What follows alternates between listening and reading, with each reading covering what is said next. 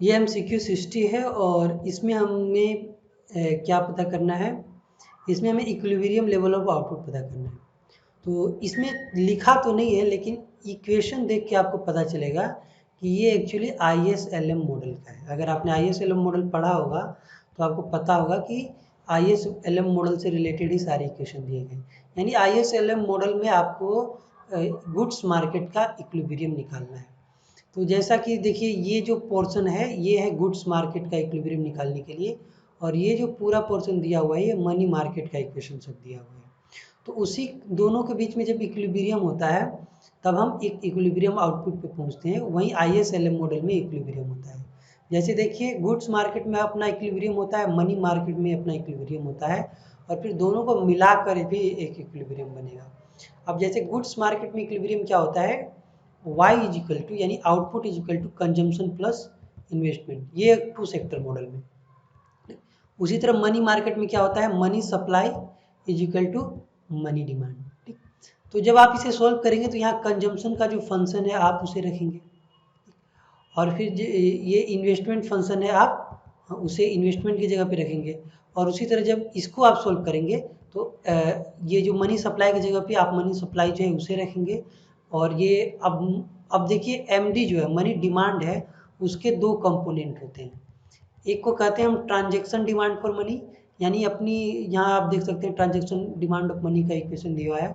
मतलब हम अपनी इनकम का कुछ पोर्शन ट्रांजेक्शन के लिए रखते हैं, यानी कुछ कैश रखते हैं खरीदने के लिए सामान वगैरह, या सेविंग अकाउंट में रखते हैं वो। और बाकी जो मनी होता है उसे हम क्या करते हैं, उसे कहते हैं स्पेकुलेटिव डिमांड ऑफ मनी, यानी उसे हम बॉन्ड में इन्वेस्ट कर देते हैं। ये एक किनेशियन मॉडल है, उसी के अनुसार मैं बता रहा हूँ कि बॉन्ड में इन्वेस्ट कर लेते हैं क्योंकि वहाँ आपको कुछ इंटरेस्ट मिलता है। तो यही दो भाग में होता है डिमांड फॉर मनी। और यही डिमांड फॉर मनी और डिमांड फॉर सप्लाई जब बराबर होता है तो ये मनी मार्केट इक्विलिब्रियम होता है। तो जब दोनों इक्विलिब्रियम आप करेंगे तो आपको दो इक्वेशन मिलेंगे, और दोनों को सोल्व करने के बाद आपको इक्विलिब्रियम आउटपुट पता चलेगा। तो हम पहले अपने गुड्स मार्केट का इक्विलिब्रियम निकालते हैं, उसके बाद हम मनी मार्केट का इक्विलिब्रियम निकालेंगे। तो उसके लिए हमें क्या करना पड़ेगा, यहाँ C की जगह पे उसका जो कंजम्पशन फंक्शन है उसे हम रखेंगे। और जैसे मैंने यहाँ C का रख दिया, और उसके बाद ये I की जगह पे ये जो इन्वेस्टमेंट फंक्शन है मैंने इसको ले लिया। तो इस तरह से ये इक्वेशन हो गया। अब हम इसे थोड़ा फर्दर सोल्व करेंगे। अब आप देख सकते हैं इसमें दो वेरिएबल है, तो ये तो सोल्व नहीं होगा, लेकिन एक इक्वेशन बनेगा टू वेरिएबल वाला। तो जो वेरिएबल पार्ट है उसको हम एक साइड कर देंगे, और जो कांस्टेंट पार्ट है उसको हम एक साइड कर देंगे।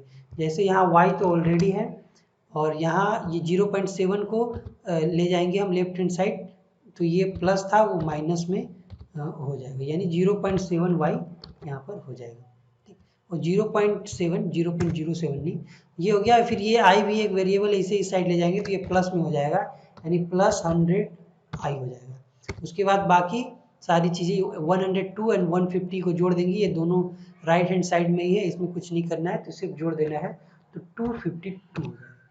तो ये हमारा एक इक्वेशन बन गया, IS इक्वेशन इसको कहेंगे, यानी कि गुड्स मार्केट का इक्वेशन ये बन गया।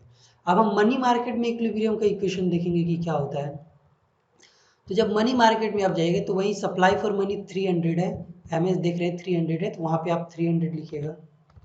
और उसके बाद ट्रांजेक्शन डिमांड फॉर मनी का फंक्शन यहाँ पर दिया हुआ है, तो इसी फंक्शन को आप यहाँ पर डाल दीजिएगा। यहाँ मैंने इसको डाल दिया। उसके बाद आपको ये स्पेकुलेटिव डिमांड ऑफ मनी का भी फंक्शन यहाँ पर रख देना है, तो ये भी एक इक्वेशन बन जाएगा। तो देखिए, ये ऐसे एक इक्वेशन बना, इसको फर्दर सोल्व करेंगे तो हम क्या करेंगे, जितने वेरिएबल है उसको एक साइड ले जाएंगे, तो हम सिर्फ यहाँ पे 124 को इस साइड कर देंगे, तो इधर बच, और ये जो 0.25y है और 200i है उसको हम इसी साइड लिखेंगे, लेकिन और ये इधर साइड जो भी होगा उसको हम इस साइड लिखेंगे, यानी उल्टा लिखेंगे। यहाँ 0.25, ये बेसिक मैथमेटिक है, आपको आना चाहिए, इसीलिए मैं इससे बहुत डिटेल में नहीं जा रहा हूँ। तो ये इतना हमने कर दिया। फिर इधर जब आप कीजिएगा तो 300 माइनस 124 हो जाएगा, और जब आप इसको माइनस कीजिएगा तो 176 हो जाएगा, तो मैं 176 ही लिख देता हूँ। तो ये आपका दूसरा इक्वेशन बन गया। तो आप देख रहे हैं कि दो इक्वेशन बन गया, तो इसका मतलब हम y के वैल्यू को सॉल्व कर सकते हैं। और यहाँ मैं एक चीज़ सॉल्व करना भूल गया था, जब आप इसे सॉल्व कीजिएगा तो यहाँ 0.3y सिर्फ बचेगा, क्योंकि 1y में सॉरी 0.3y, और इसकी कोई ज़रूरत नहीं है, ये हमने घटा दिया। तो ये दो इक्वेशन हमारा बन गया। तो दो वेरिएबल को सॉल्व करने के लिए आपको कम से कम दो इक्वेशन चाहिए होता है, और ये दोनों वेरिएबल में y है i है, तो ये दोनों अब सॉल्व हो सकता है। तो इसे हम किसी मेथड का यूज करके सॉल्व करेंगे। बहुत सारा मेथड होता है, सब्स्टिट्यूशन मेथड होता है, एलिमिनेशन मेथड होता है। तो अगर हम एलिमिनेशन मेथड का यूज करें तो आपको पता होगा कि एलिमिनेशन मेथड में कोई एक बराबर होना चाहिए। तो यहाँ कुछ बराबर तो नहीं दिख रहा है, तो यहाँ देखिए 200 है और यहाँ 100 है, यानी इस इक्वेशन को अगर हम 2 से मल्टीप्लाई कर देंगे ये पूरे इक्वेशन को, तो हमें आई कम से कम बराबर हो जाएगा, यानी इंटरेस्ट वाला पोर्शन बराबर हो जाएगा, यानी ये हो जाएगा 0.6y। इसे हम 0.60 ही लिख देते हैं, अच्छा होगा, सोल्व करने में दिक्कत नहीं होगी। और फिर यहाँ ये 200 आई हो जाएगा, और इज इक्वल टू हो जाएगा 504।